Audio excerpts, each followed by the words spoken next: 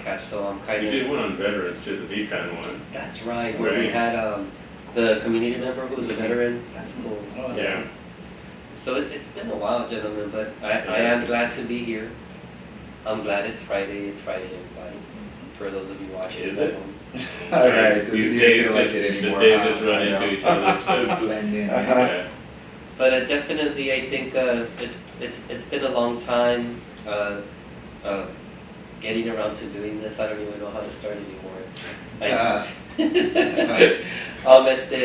why you have this in here. You do introduction. Yeah. Oh, guess what? You got an agenda. No, it's a trip. Jeez, it's just been a while. Even when I was getting prepped yesterday to getting everything ready, I tweaked with some of the stuff. I messed with the cameras, corrected some issues or whatnot. But it's definitely been a while. Jeez, I can't Getting back to it. Yeah. Getting back to it. Yeah. But definitely, I think, but we really wanted to have you guys back out. I think I invited Keith because I went to the AICC event. And I had seen Keith before, but I had never really sat down and talked to him. And my level of respect for that guy went up like 100. We were sitting down, I think, for the event you guys had recently, where there was like a small ceremony out in the front. We had two events probably in the last 2 months. We had a gardening event. It was like to open up the community, the client garden that we have there at Rio Hondo. And then the last one we had a De los Muertos event. We put together an altar with clients. So I was there for that, and I was filming you guys. But again, my whole thing was like really getting to meet Keith and him talking to me. So like our conversation started with he was pitching to me a bionico. You're gonna laugh at me, yeah. But I had never had a bionico. Apparently that's Keith saying. Thing now, yeah. Dude, I had really never had one, and I was like, he kept on saying, so finally someone brought us one, and I dug into it, and then he started talking to me, and I was telling Manny, man, he's got a lot of history, he's got a lot of really good information that would be helpful to have like in an open forum to share with everybody, right? But as fate would have it, he wasn't able to make it. Then I reached out to Raul and Jason. And Jason wasn't able to make it, but I'm glad you're here too because there's a lot that you can share with us in terms of American Indian culture. I know that we're celebrating Native American history, so we thought it would be a good way to kind of wrap it all up together. And coincidentally, it wasn't structured to be this way, but it's good that it's all guys today. And because I also wanted to touch a little bit on like being a parent and sharing the culture with your children, and how that transfers over. And I always say it in a silly way. I'm sure you guys already know. Like I was brought up like with no culture, and my sister and my brothers are watching this. They know it's true. I was just like, you're Mexican, you're from Michoacan. What do you mean culture? Your culture is what we tell you it is. And not until I met my wife did I realize that there's different components, and depending from different regions where you come from, but there's a lot of historical things that come along with that. More so too, recently with the Dia de los Muertos event, Manny shared a lot of stuff with us in terms of where Dia de los Muertos come from and the cultural components. So to me it's been very eye-opening, and so now in retrospect I'm like, with my daughter, what do I teach her? ¿Qué le enseño? How do I bring that into the mix? How do I tell her, we're not wittier people. We're not wittier ends. There's so I kind of wanted to touch on that with you guys, but I guess before we get started, it'd be customary to do introductions. But since I'm doing all the talking, I'm going to pass it off to the quiet guy over in the corner next to me. Quiet? Okay. Yeah, wait till we get started. All right. So, my name's Javier. I'm mental health clinical supervisor with American Indian Counseling Center. So, my culture, I'm Mexican American. I grew up in Highland Park. We were just talking about food right now, right? And, that's kind of like, you're talking about like culture, right? For me, food is culture, right? And like kind of just music, all that stuff, right? But, going back to El Rancho and like all that stuff like that, that's what kind of like taught me talking about like being parent, right? And then also it kind of had me in this little bubble too, right? Where you said, oh, Whittierian, but me, I was like from Highland Park, right? And that's all I really knew, you know what I mean? And then, you know, growing up and then being in this position where I'm at, like I've kind of like learned to be like, oh man, there's like all these other cultures, right? And it's specifically the American Indian culture, and within that, like there's 573 recognized tribes and even more tribes that are not recognized, right? So it's like you know, there's culture within everything, and you know, it's just good to kind of be somebody that continues to learn, but for me that's who I am, and I'm still continuing to kind of like even learn my own culture, right? Yeah. But yeah, so that's who I am. Do you want to pass it out to anybody? I was gonna pass it over to Raul. Okay. Yeah, Raul, I'm a substance abuse counselor with American Indian Counseling Center. We're at the Rio Hondo Mental Health Building. I've been there about going on 4 years, started as a community health worker. I was talking to some of the staff here earlier about, you know, what, how I kind of landed there, kind of got there, but to me, just kind of quickly, I had already been working with Native agencies, and it's interesting you bring up Keith and the history. He's got so much history about the early days of organizing for mental health, substance use disorder in the Native community. Like if you guys ever get a chance, look into the Indian Alley in downtown Skid Row area. There's a ton of history just right there. He was one of the first guys that was there doing counseling, picking people out of native people out of those areas and getting them help and support. Yeah, so that's a really interesting story of Los Angeles itself, of recovery itself, of mental health services. So anyways, for me, I had already been kind of working with other Native agencies. My background, and I identify as an Indigenous person. So my background, cultural background is my mom's side, they're Baja California. On my dad, they're Huichol from Santa Catarina, Jalisco area. My mom's family kind of is one of the tribes that is divided by a border. So there's many tribes that are on both sides of the border, Mexican and the U.S. borders. So if you ever hear like the Yaquis, the Tonaoltans, Taipais, there's a lot, right? But you know, I empathize, identify, you know, with what you're talking about too, Jaime, about like the lack maybe, or just the little bit of substance that we call culture growing up. I feel that, and I've noticed that even in my own family, that first generations, there is a little bit of like a teaching that said, you'll succeed if you stop speaking our language. You'll succeed if you stop acting like how we act. You'll succeed if you go to their assimilate. Yeah, and I think that it's interesting because for first generations and for even third generations, when their grandparents were, you know, hit in school or being, you know, for speaking Spanish or having so much like prejudice against them, so it does something to us. Yeah. And so for a lot of us, we kind of went through that experience of like, you know, what our culture is, not so much lost, but it's what we left behind, you know. So I mean, I for one didn't come around to my own culture until I needed it, and it changed my own life, where it was like, oh, you know what, we have a voice, we're Indigenous people, we're actually original people, you know. And so kind of segueing to the clinic, that's what we're doing there. And we're serving our population, we're serving our community, and our community is American Indian and Indigenous people.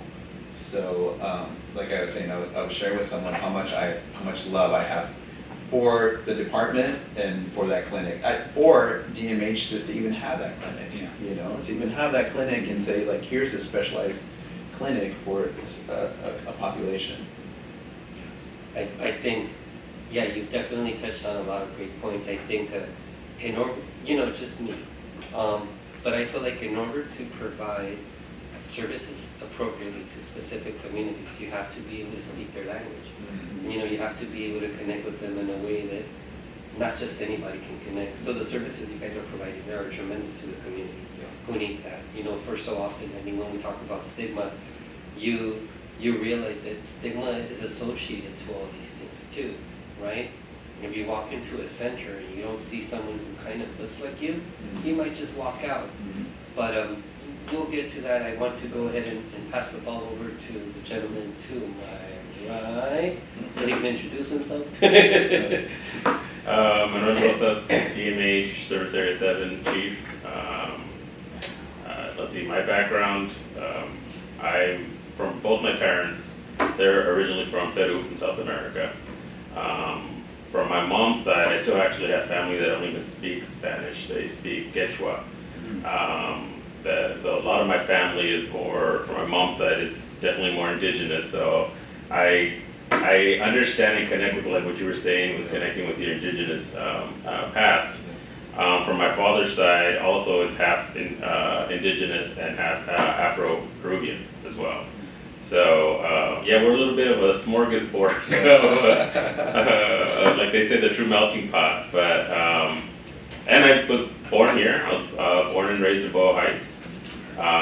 Grew up there, and you're from Highland Park, so I won't hold that against you. I knew it.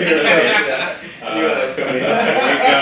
Here we go. You know those Northeast LA folks, you know, they claim they're from East LA, but no, I joke. But no, it really is important, I think, particularly for me, it's a passion to really lift up more culturally sensitive, culturally appropriate services. And to me, AICC has been a program that I think it's critical to our system. For the longest time, I know it's been a population that has been underrepresented, underserved, and especially now, I think it's more critical. You know, if you look even at the numbers, the data that comes out, Native Americans were some of the hardest hit with COVID. A lot more folks who we lost through the pandemic. But you don't see that in the newspapers and in the news, but it is a population that is desperately in need of support and services, and sometimes even, I think, just being open, and I think that's part of the goal that we're trying to do here, is for folks to be open and receptive to learning more about the culture. When we have two individuals like yourselves who have worked with this population, who know so much personally, professionally, I think it goes a long way in having people just at least be open to learning more about the Native American culture. So I'm very thankful for having you both here. Yeah, and I think it's like what Javier was talking about too, is that there's so many differences, even within tribal people, and even within, where different parts of the continent.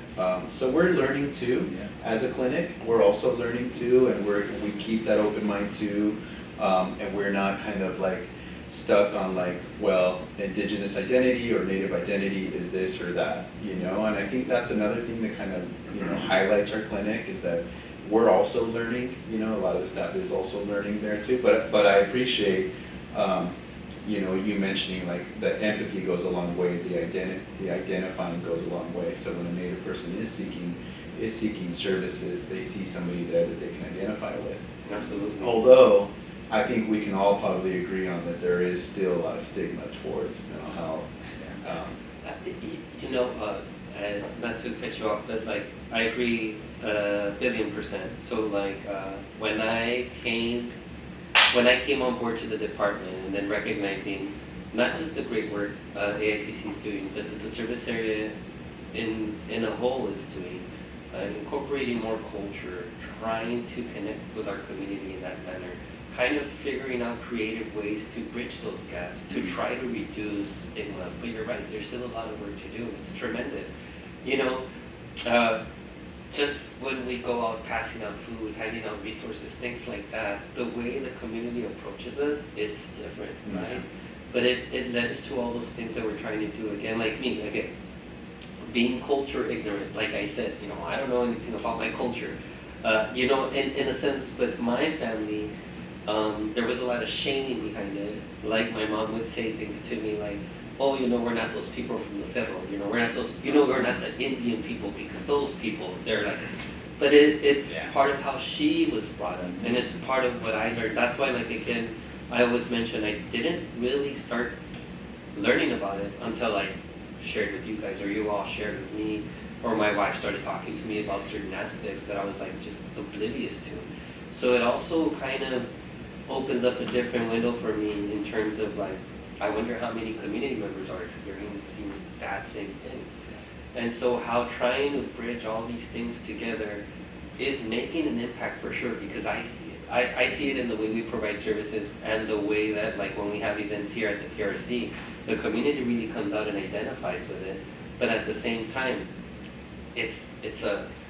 even though we're doing great work, it's such a small pebble we moved in this huge, big basket, right, of stigma and all these cultural possible barriers that have been put in place for years and years and years, right? So we're really kind of, how would I say, inching along. Even though we're doing great work, there's a lot still to be done. Yeah, I think just like now it might be a little piece, you know, but it's something that we're building on. Yes. You know, and it's moving the pendulum, right?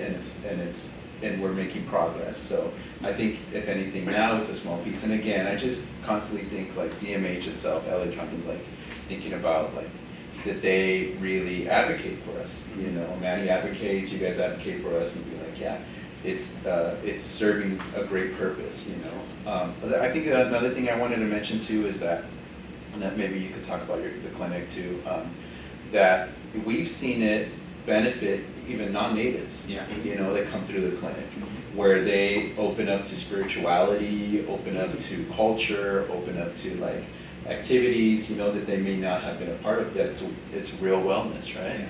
Well, you know, I think, you know, it's AICC, right? We're serving the Native community. However, you know, we serve everybody, right? Just like you mentioned, we just had the Dia de los Muertos event. We're like kind of like changing some of the narrative that's kind of been, you know, given to us or through the media or just through us growing up, right? Assimilating. You know, Dia de los Muertos is teaching you to like, you know, see death as like, okay, like, hey, you remember the people that were part of your family. You don't see it as anything scary, you know? And, you know, in movies now, like, hey, you're afraid of things, right? Like, you're afraid of death because guess what? Like, you know, death has been taught as like something that like, hey, that's it, you're done, you know? But that's not really what it is, right? And so, you know, going to that, but relating to like culture in general with the ICC, I feel like, you know, people that come in there, they go in there with like, you know, wanting to like, you know, see somebody that looks familiar or has an idea of what their culture is, right? I don't know all the cultural teachings of all the tribes, right? But I have an idea of like the spirituality, you know, the importance of being with Mother Earth, you know, the importance of teachings in the culture, and so I think they understand like, hey, look, like they view culture as healing, right?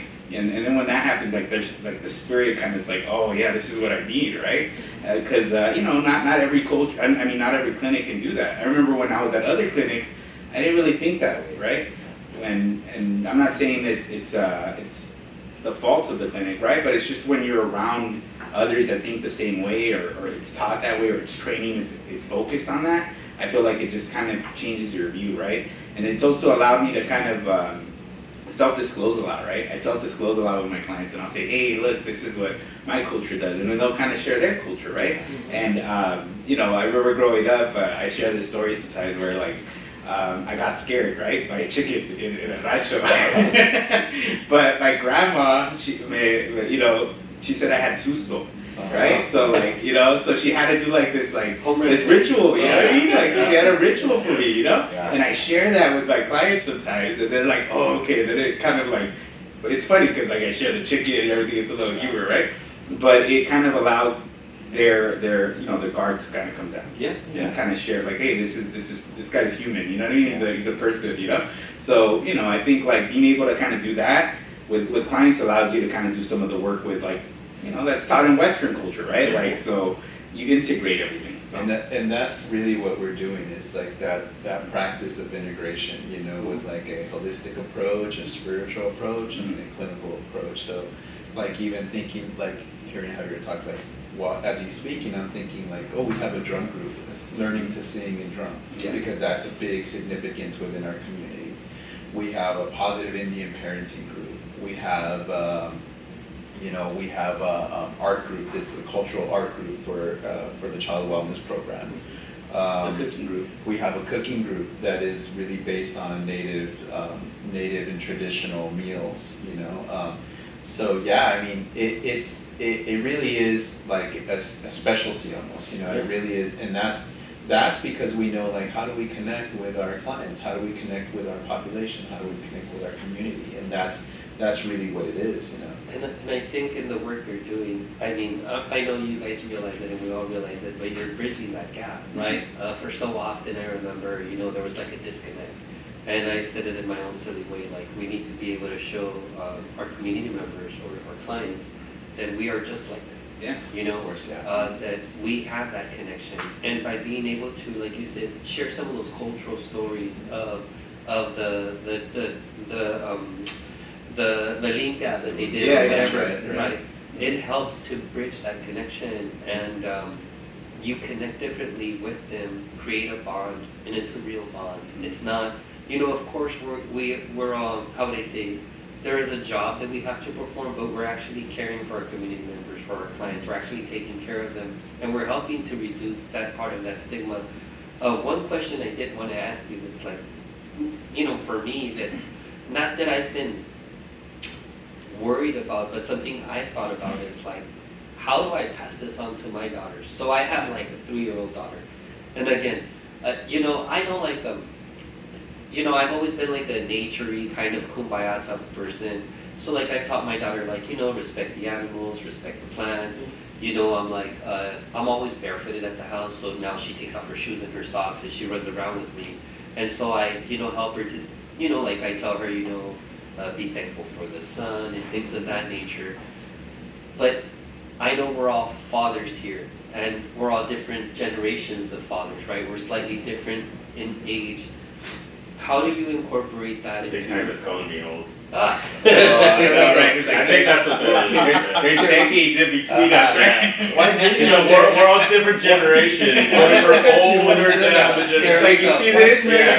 I don't know. Now I know why he sat us this way. It's like the generation. right there, the furthest one that way. Yeah, that's you. Elder seat? Well, yeah, there you go. That's the elder seat, and plus the grays, also reveal it on. Yeah. Tell us some stories, man. The funny thing is that I'm only a couple years older than him, really. So we're not that. What was it like? I know, what was it like back then, right? Did you ever get to ride a dinosaur? And then Yeah, back then we didn't have history books, man. Mhm. It's all No, word of mouth. Por ejemplo, or a great example, like I know that you have an altar at your home that you've shared with your kids. I know that in the past, before my daughter was born, my wife put an altar together at home, and I didn't really understand the concept. But to me, it's like, how do I pass this on to my daughter? How do I know how to approach it, and if it's appropriate, I want it to be received correctly, right? And I know I can't control any of those things except what I'm sharing, but I just kind of wanted to hear from you because I know you guys are all fathers, as I am. Man, you want to go first? Oh yeah, right. Here we go. Remember. Let's start with whoever has the oldest kid in this. Yeah, that would be. Well, I don't know. It might be. I don't know. I don't know. How old I is don't it? know. Your 11. The oldest one's 11. Oh wow, I'm a 24-year-old. There you Okay, go. so You go first. I started late, so. You did, yeah. Yeah. No, but I mean, like even the altar in your home, like how did that come about? Was something It's always been something that's been important to me. I recently Yeah. saw something that Peruvians have their own Dia de los Muertos kind of. Yeah, and in Peru, they don't really do too much of the ofrenda. It's Uh-huh. more in the cemeteries. They go visit their loved ones in the cemeteries. Yeah. But because there's an indigenous belief that, death isn't the end. Mm-hmm. It's just like the entire lifespan is different worlds. Yeah. So you're basically leaving this world to go on to the next world.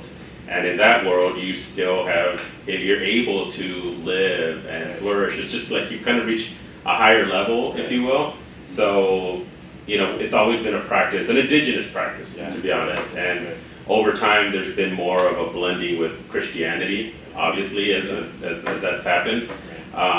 But to me, it was always something that I saw in my family practice. It was always something that was really important to me. And having lost loved ones, it was something of a way of really celebrating a person's life. And, to me, it was something I've always done since I can remember my earliest memory.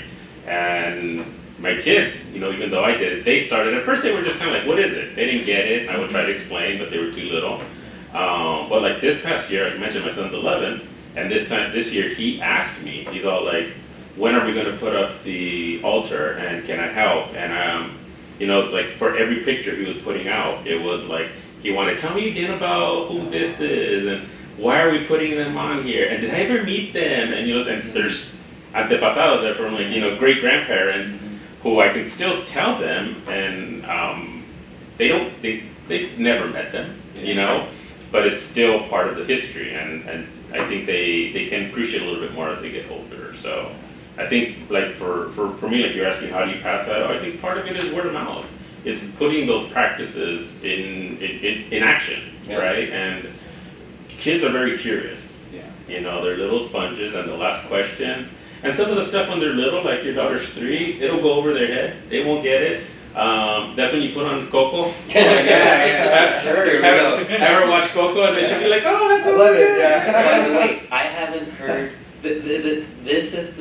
During November has been the most references to Coco I have ever heard in my entire life. Okay, sorry. Yeah. Well, I mean, you've heard me tell the story before. Even the first time we celebrated Dia de los Muertos as a department, we did it years ago, pre-pandemic, in 7. And it was having to really explain it to our leadership about, because there was this question like, what does Dia de los Muertos have to do with mental health? And it was, and it was like, it's part of coping, it's part of recovery, it's how you cope with the loss of a loved one. And it is part of our culture, it's part of our history. And it wasn't until the movie Coco came out that I had somebody in our leadership who came up to me and said, hey, I get what you were talking about now. I saw that movie. Wow. And I was like, okay, so can I get funding to do this? And they were like, go for it. Funding now. And that's how we ended up doing that event years ago in Southgate. But it kind of lends itself to kind of push a point sometimes about the importance of culture and what we do. I just thought they were celebrating like Panda Day, and everybody's face makeup was like a panda. And I'm like, why is everybody a panda today? I don't get it. Sometimes they do look like that. But I think that, like kind of going to the question of like, how do we pass it on, carry it? How do we pass it on? I think you hit something really, really interesting when you're like, a lot of it is word of mouth, is lead by example almost. I think that's actually what we do at our clinic too. That it's word of mouth when the clinic's doing it, they're doing something that's our wellness, and a client comes in and it's like, oh, this might be wellness for me. And they take that to their home and they do it there, or they learn a song, or they learn some parenting skills or DBT skills, right? So it really is, you can look at it both ways. The same way we're teaching to our children and in a sense decolonizing is the same way that we're also passing the message of wellness and mental health wellness. Like it's the same thing. Like I kind of just thought of that, but that's a great example. I think that's what we're doing. Even Raul, what you're talking about, I mean, that's, if you take a step back, you're describing the recovery model that for so long mental health has been trying to implement, and it's been a swing, a shifting of the entire way we approach things, because we have historically been such a medical model, right? It's slapping a diagnosis.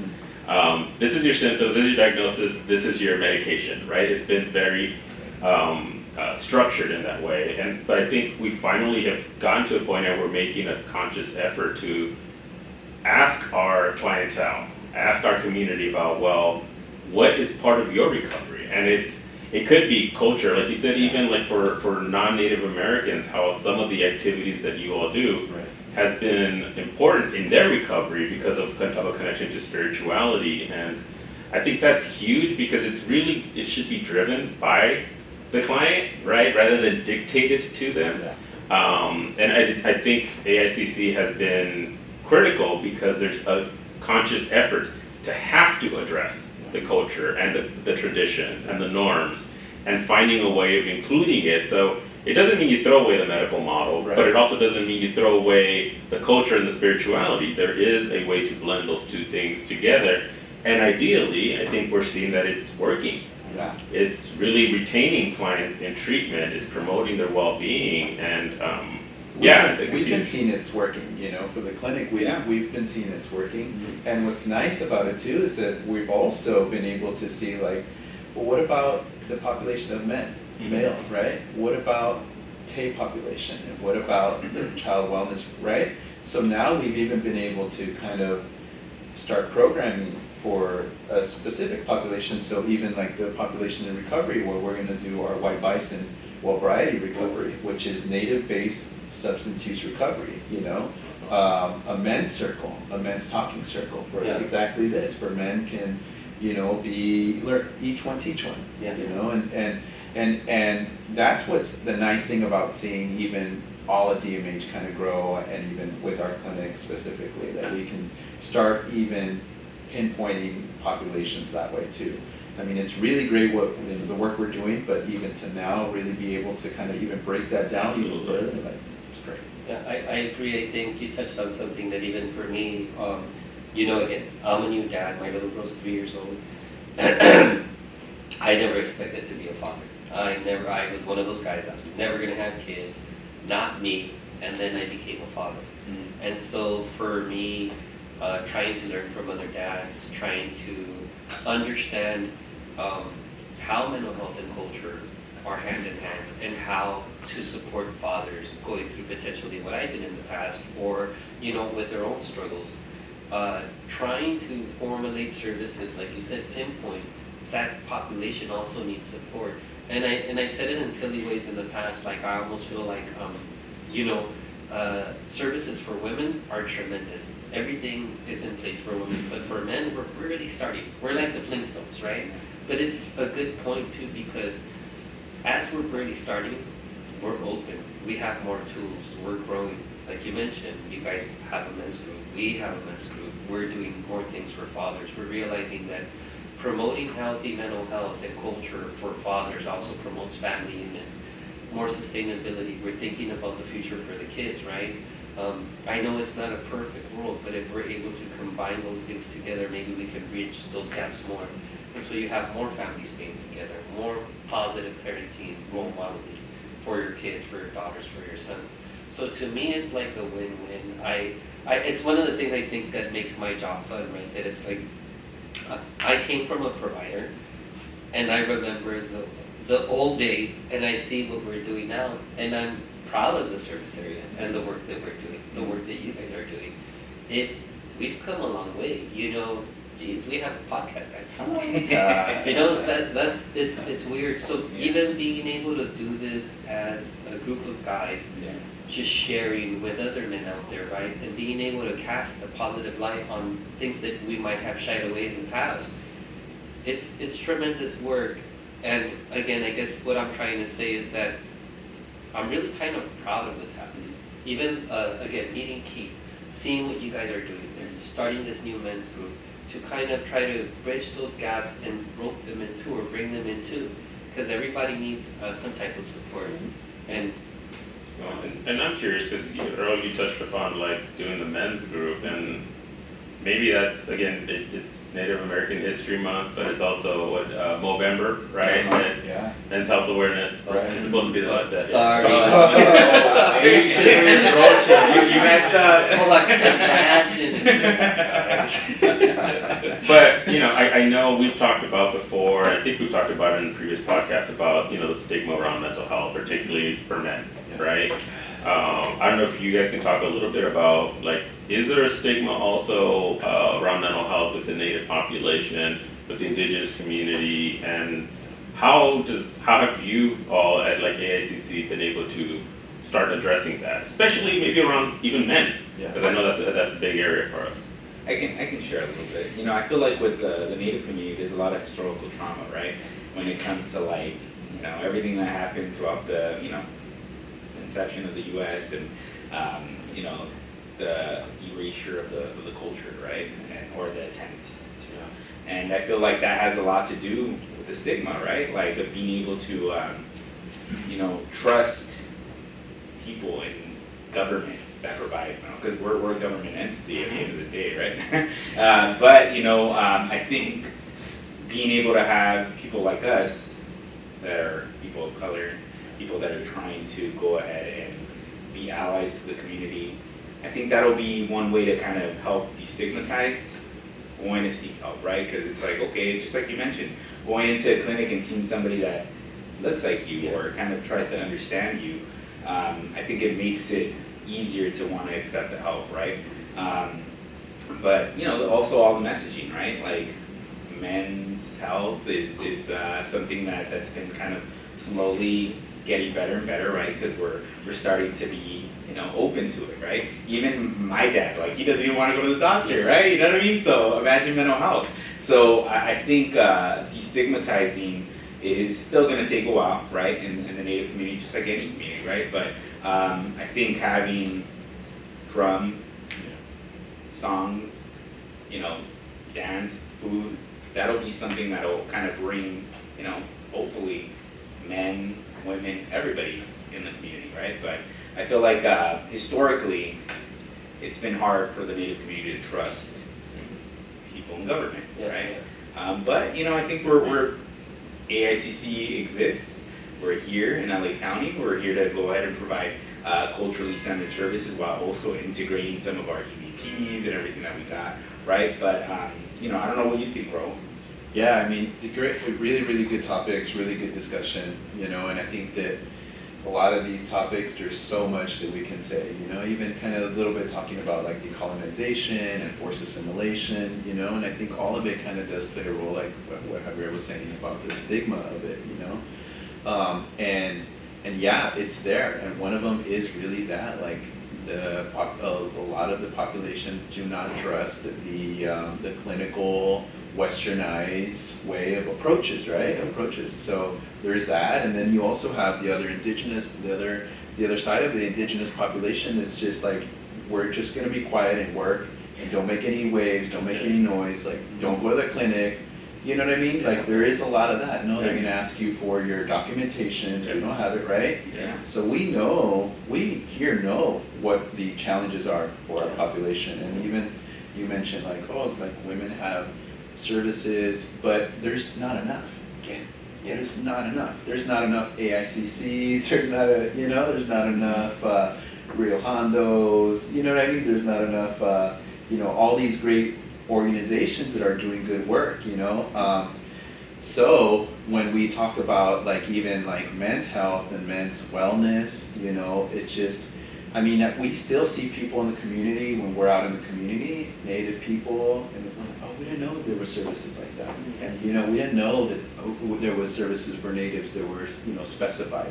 And it blows my mind because I'm like, we've been here a long time, UAI's been around a long time, but even you know, the Latino community, Latinx community, they're like, well, we didn't know there were services here. Like, I'm sure you get it all the time, you know, when you're doing stuff. So the truth of the matter is there's just not enough, you know, and we should have more AICCs in Spot 1 where it has a big population of Native Americans, you know, like all this area. I think that, you know, again, we might be a small pebble now, but we're pushing, you know, to keep programming going, to keep this, you know, to be out there. I really enjoyed seeing when it was, I think it might have been in May, during May's mental health, the DMH billboards and advertising, you know, because I was like, I'd love to see that, because that's a big way to let the family or people know it's okay to ask for help, it's okay to feel, you know, this way, you're not alone, you know, messages like that were just awesome. So I think we've here, and you know, all through DMH and LA County, we have our work set. Yeah, we have our work in front of us, and we may be the predecessors for other people coming in, you know, later on. But I mean, it is what it is, and I think if anything, even as parenting, I think about it too. It's what example are we leaving, and we're learning just to decolonize too. Like, hey, today, I put a little altar up next year, it might be bigger next year, it might even be my kids doing it, and then their kids doing it, so that's freaking cool. And there's so many things in what you said. You know, I was like smiling because you know, there's unintentional stigma that I realize sometimes people don't do. Yeah. People do without knowing, like, you know, men don't go to the doctor because they're stubborn. That's a great way to feel us. Help us feel great, right? Let's motivate men by letting them know they're stubborn. Well, you know, it might not be that. There might be other reasons. And you know, I mean, traditionally, just there's stigma related to men and receiving mental health, period. So then you add the cultural component, that's another layer. And then aside from that, so it's, I guess what I meant like being the little pebble is there's a lot of work ahead. Yeah. And I agree with you, we need 100 AICCs everywhere. And just agencies or clinics that are more open to putting more into that cultural component, whether it's for Native American, for Hispanic Americans, all the different cultures out there, because you know, right now we're highlighting Native American history, so that's our topic. But you know, Asian people, every culture, you name it, that's just the one that jumped into my head. But the idea is that even for me, as an old guy, as a man, as a father, talking about, you know, talking about with community members, sharing stories. It's a little weird at first. You know, you gotta be willing to be vulnerable. You gotta be able to realize what you want to share, what you want to talk about. Yeah. But then I think when you start to see the healing, the effect, that you're actually a crucial component to like the treatment team. I forgot who I was sharing with the other day, and I was saying we're like kind of part of a multidisciplinary treatment team, right? You have clinicians, you have community health workers, you have peers, you have the psychiatrists, and they all play a very crucial role. Particularly when you're talking about like men, we bring that in with men. Like I said, we're kind of in the Flintstones for men, like kind of just beginning in the inception. However, dude, the work is tremendous. It's tremendous, and then you bring in, like I said, like the cultural components. You guys, you have guys like me out there who are like, Coco, is he a panda? You know, or like that. Really, but it's educational for me, and then it helps me because I always tell the boss or my team, I learn a lot from. Like I'm super open, so I learn a lot from everything I hear. I'm always receptive, and I bring a lot of that home, so I can share that with my family. Because you know, I'm trying to break the cycle, the stigma. You know, again, like so part of my culture is like I said, my mom was born and raised in Michoacan, so was my dad, in a very poor side of town. My siblings were all born over there. I was the only one who was born here.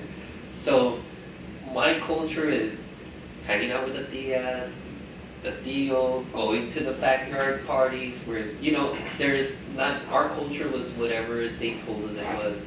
So that's why for me I'm super interested on how do I bring that over to my kid, but also kind of learning to respect that there's still a lot of work for men, particularly for fathers. You know, traditionally, or not traditionally, right, but at least the way I brought up, there wasn't that many positive male role models. I'm the baby in my family. I have 3 brothers, so I was raised by my brothers.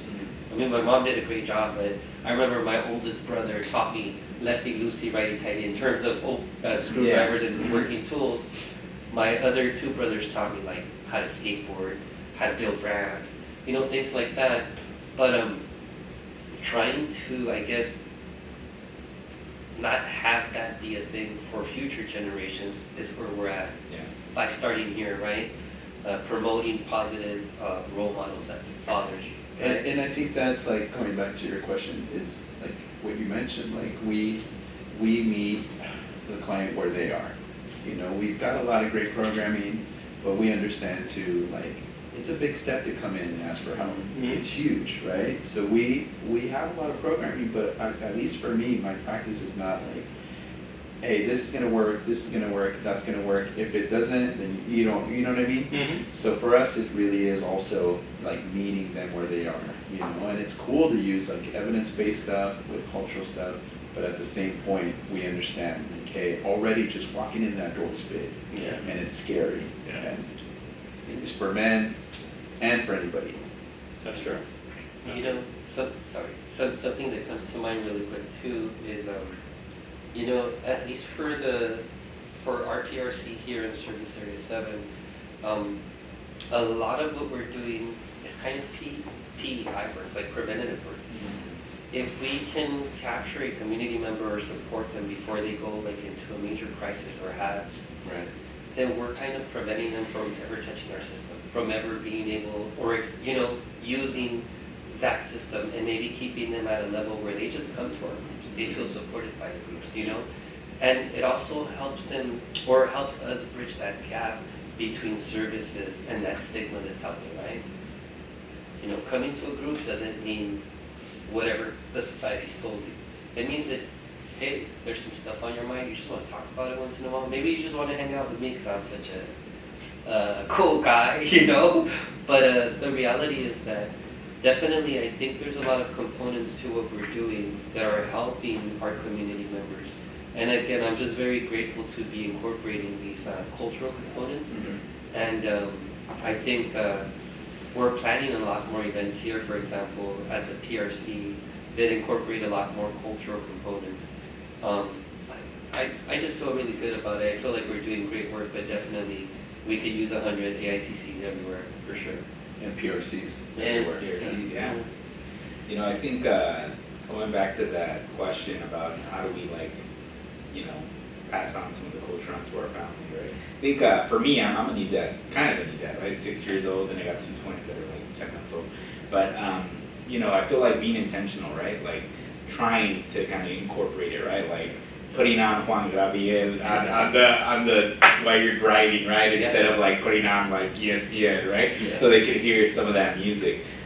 Putting on Coco, right? Things like that. Like my son, he wants to go visit my grandpa that passed away, you know, and like he it's funny because I know them as marigolds, right?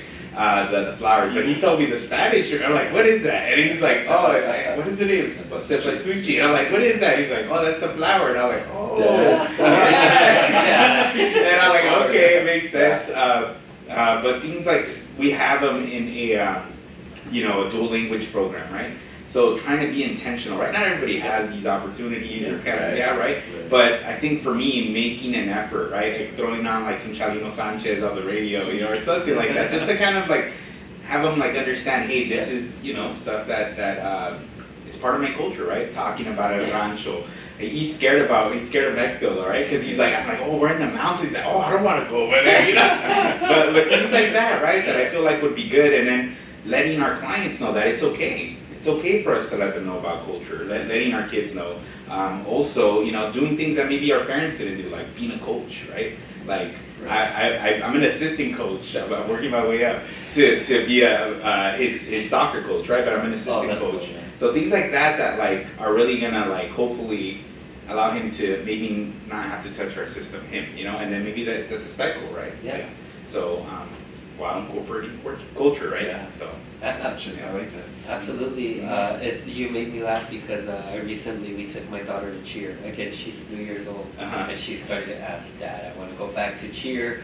I wanted to go back to cheer. But those are things that never happened for me. yeah. So you're absolutely right. And incorporating the culture component. So, like, full disclosure, I'm a huge like heavy metal guy, rock guy. Like, I grew up on heavy metal. However, I will put on that Spanish music station or my Spanish playlist, and my daughter was, it's good. Unfortunately, I am guilty like that. I just come home and speak in English. Yeah, me too. And my wife will tell me, Yeah. "You gotta speak in Spanish," and I'm like, and I noticed that my Spanish is getting worse and worse. Yeah. But my daughter is learning. She's trying, and like similar to what you said, we're inching forward. We're trying to break that cycle. We're trying to incorporate our culture, or at least what we remember of it, or what we were taught of it, and bring it onto our children, which to me is super important, you know. But I did it's funny. I was looking at these questions, and it brought me back to a different subject matter. So One of the questions here says, what are some of the resources available for Native American community within the American Indian Counseling Center? So the other day I was working on a project, and I went online and I was looking up for Native American resources, particularly within our service area. Okay. You guys are it. Like literally, you guys were search number on the Google search engine. You guys were like number 2 listed. In other words, there are that amount of limited resources in terms of services, in terms of just anything in general. I was looking for just different type of resources for Native American community, and I'm like, the need must be tremendous, right? But it also goes back to what you were saying. Sometimes the resources there, the community's just not aware that gap isn't being bridged, right? Like you said, AACC has been there for how long now? Years. Yeah. Yeah. Before Santa Claus? Something. Before Santa Claus. Tell us, Manny, how long has it been? There you go. Well, let me tell you when we first When I was a Broke kid. ground. Broke ground. Right? Yeah. The services are, like we all kind of agreed upon. It's just not enough, but the community has always been kind of cared for each other. The community, and that is traditional. Yeah. Even when we say like there's a lot of like stigmas, I think a traditional thing is that a community takes care of each other, looks out for each other. It takes a village. It used to be the tribes. Like that is a traditional way of watching out for each other.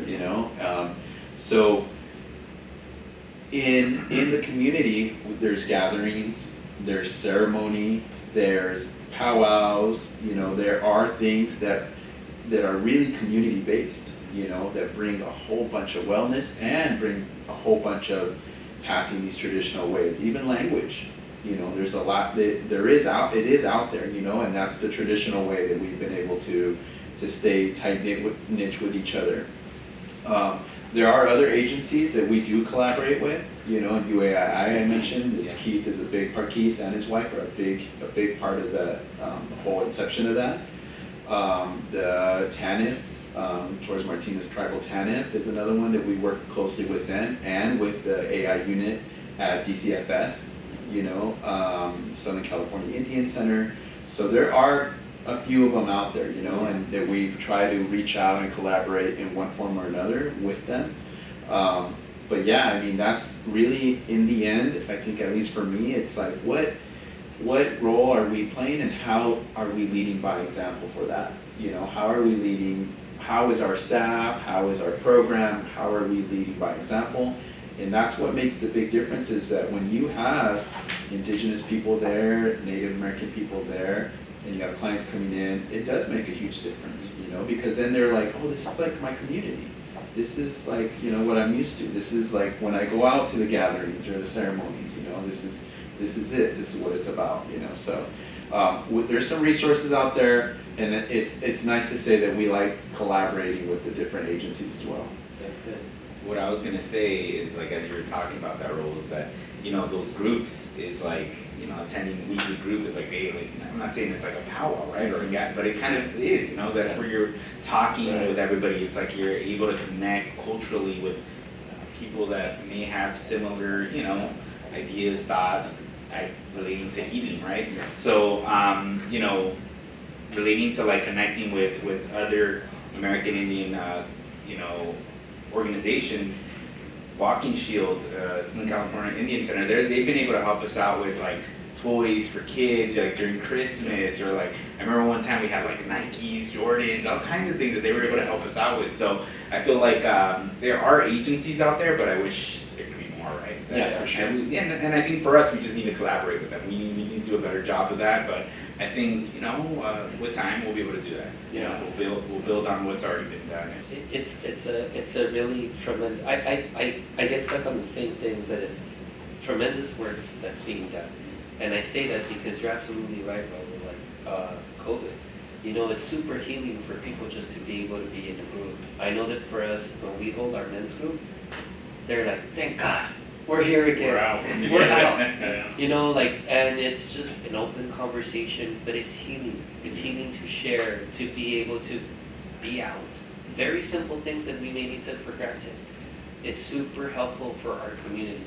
It's super helpful for men to see other men speaking up, to be supportive of each other, because that's not traditionally the way we're brought up, especially as but it is though. That's what I was saying. Like, but it is like, I don't know what happened. I'm sure a whole lot of stuff happened. Yeah. You know what I mean? Colonization, maybe for starters. But it is traditional that we did each one teach one on the Oh, okay. right? Yeah. That's how it's been. So for me, I see it as like, oh, we're moving towards tradition. We're going back to a tribal unit almost, and saying like, we did have these things, you know. And that's cool to see too, you know.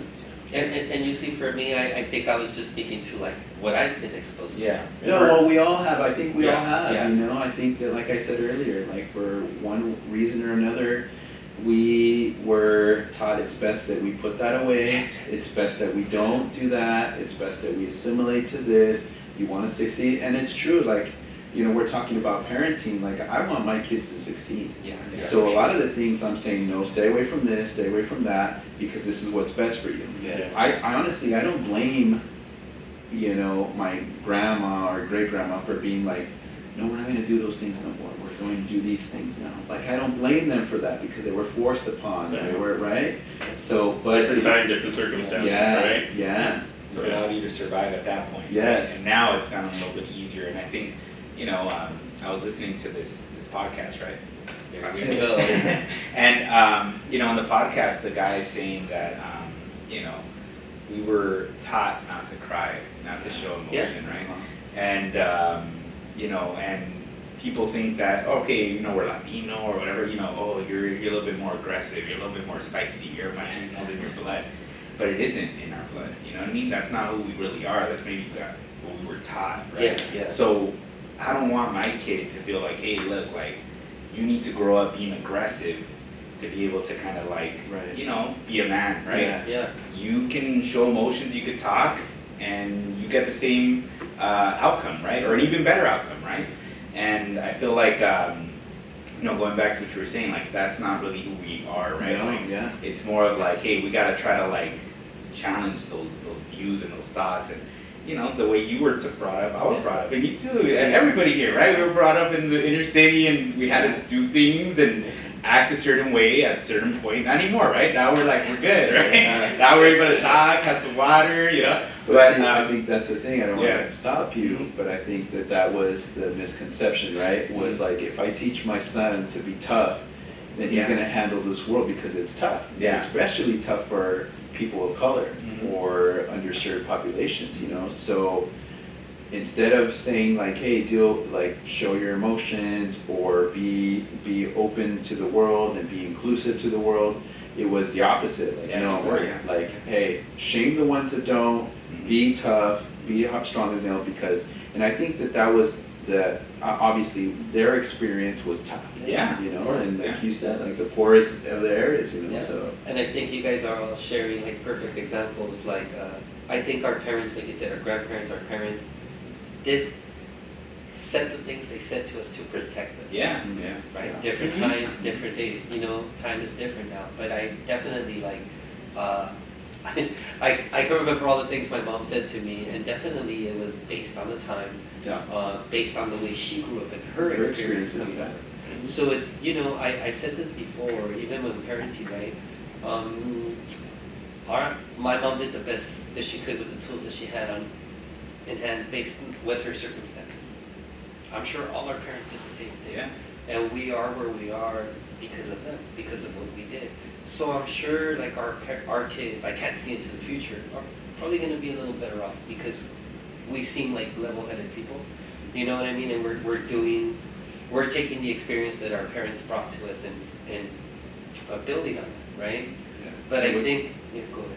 What's really great too is through DMH we're able to like even bring in curriculum that's native based for parenting, like the positive Indian parenting that we have now, that DMH was able to get us trained in, you know, comes from the ICWA, you know, the ICWA, the Federal Department of ICWA, the Indian Child Welfare Act, you know, which based on that, if you look at that curriculum, it's all based on traditions but that we can use like as modern parents today, you know, and it makes that correlation, like, look, you know, this is really traditional this way, like this, you know, it took elders to kind of, it took everybody to raise this child, you know. So that's really cool too, that we're able to see that too. Yeah, I think so. It's definitely, I think there's a lot of growth.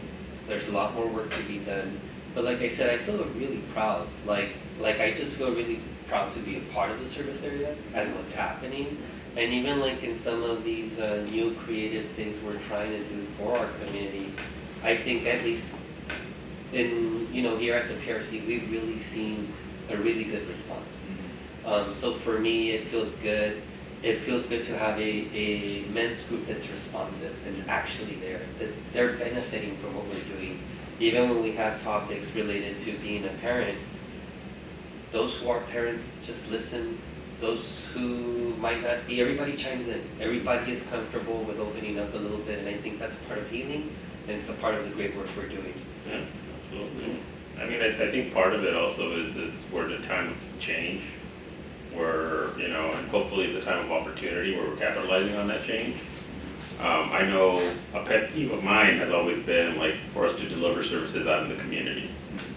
And Jaime knows this, when we started developing the Peer Resource Center, that was the model I wanted to push for our Peer Resource Center, which is we're mobile PRC.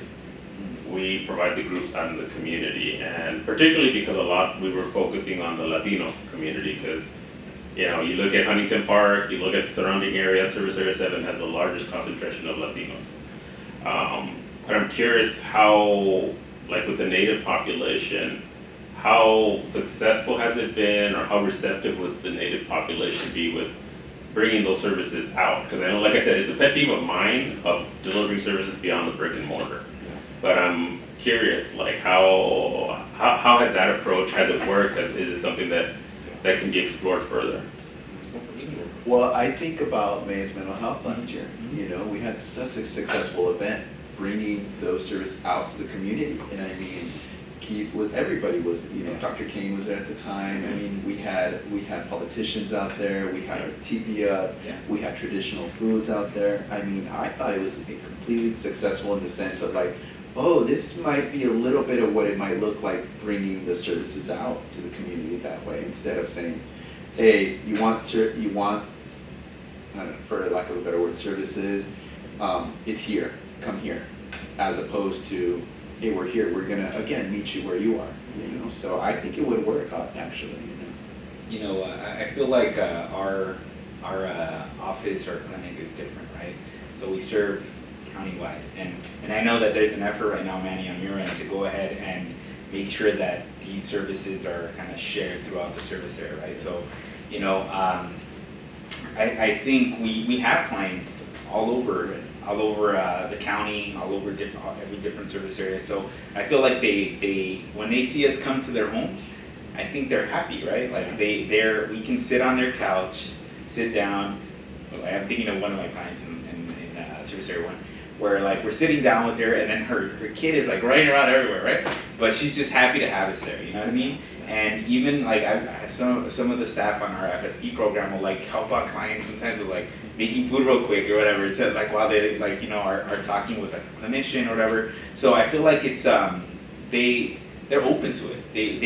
They want to be able to have services out in the community, right? I think, you know, hopefully with time, I know we're doing our men's group, me and Jason, hopefully in December, and we're gonna incorporate hopefully being able to go out into the community, into a park, being able to breathe fresh air, be able to kind of just be with nature, right? And but I think the Native community wants that. You know, they want to be able to have services outside where they live. You know, some people want to come into the office. That's okay, right? That's cool. But I feel like if they have the option, sometimes they're okay with being maybe at home or being at a local park, or maybe having a coffee at Starbucks and just talking outside with, you know, with confidentiality, right? But you know, I feel like it's that's what I love about our program. That's why I love FSP too. You know, the FSP supervisor. I love being out of the community, so it's something that you know, I can see that they're open to that. I don't know if you agree with that. And I can see more of those type of events that we've had, you know, Yeah. like I can see that happening in different service areas, you know, and I think that'd be great to see it because the community really came out, really found resources there. We had a bunch of resource tables there at the community. You know, I mean, I don't know how the other events did, but we like all the food, you know, was utilized. You know, we honored veterans that day, Native veterans. We had song, dance, and that really is for me. When you ask me like, what's wellness look like to you?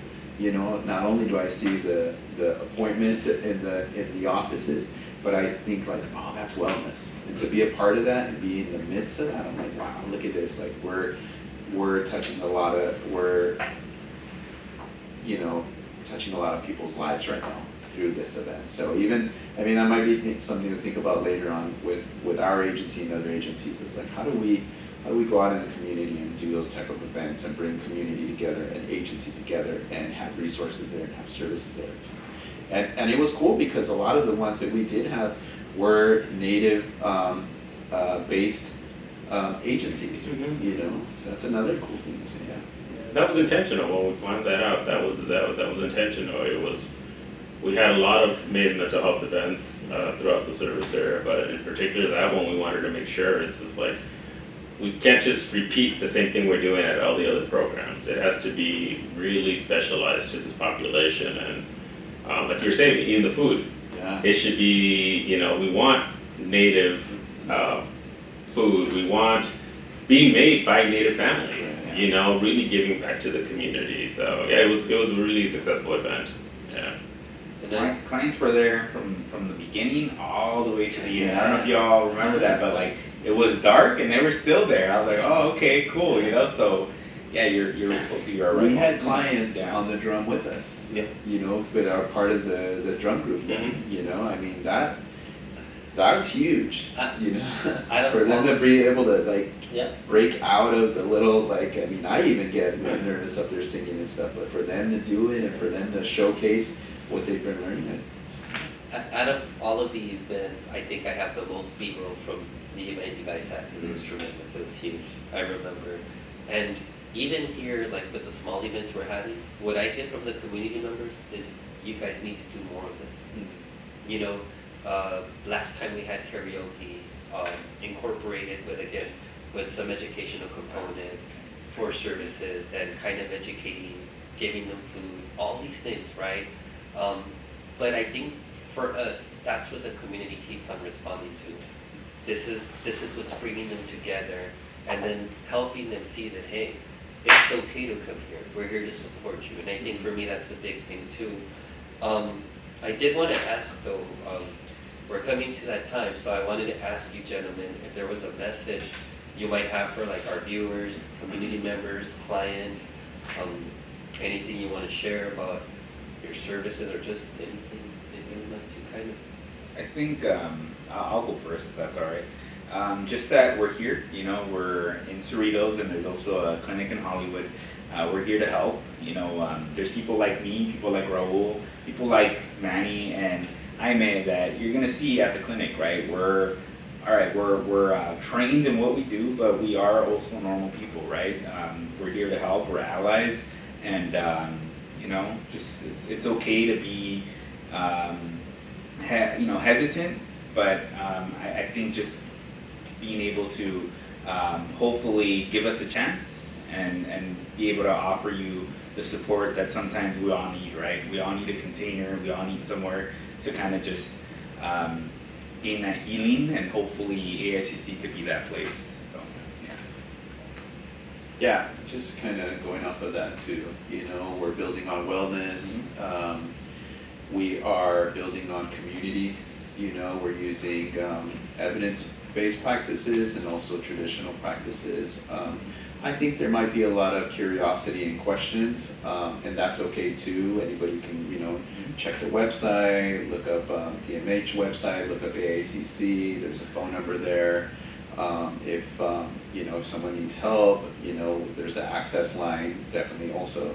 But I think that, I mean, we're happy to be part of the community, the overall community of wellness and mental health wellness, you know, and so even with our own, you know, agencies and our own staff within DMH, like if we're open to you know, to receive the support, you know, because, you know, I think that's been a little bit of the topic here is that like right now we're pushing for more support from one. So yeah, we'd love to have you know, allies. We'd love to have people that advocate for us and the indigenous. And I think that, I don't know if it was one of your questions, but I think that if one of the things about like people that are curious about the native culture and native population, it's always a good thing to ask in a good way, like what does that mean? How is that offensive? How are you moving from this to this? How can we help? How can we be allies?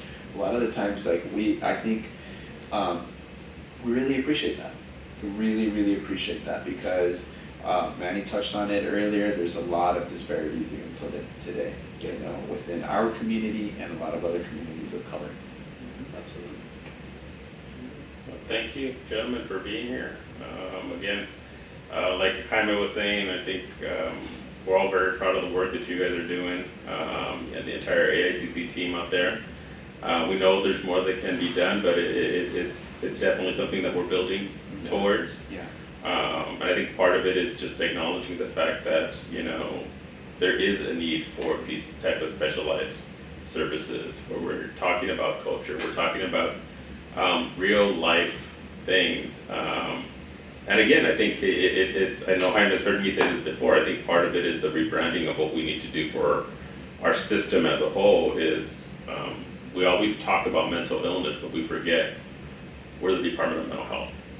We're supposed to talk about health and promote health, not just dwell on the symptoms and the illness itself. There is a process towards recovery and well-being for all of us. So I'm very grateful and thankful for what you guys are doing and for really helping us promote that and get the word out to the community. So thank you both for being here. Thank you. Thank you, Thank you both. Yeah, no worries. And before I forget, because I will get scolded, don't forget to follow us on social media. You can, our handle is at LACTMHSA7. And Can't you do the little thing where it comes out of the Yeah. bottom? Can you put AICC's number there too? Absolutely. Yeah. Well, you know, we have a microsite, right? We have a website. You got that little Yeah. microsite thing. Yeah, there you go. So look for us there. Little Look for us QR on code YouTube. too. Absolutely. We'll We have, also have one of those. Okay. we'll have everything on there. I also want to send a shout out to Evelyn for supporting us in the Thank you. background today. Appreciate it. Handling the production of this. But yeah, thank you all for watching.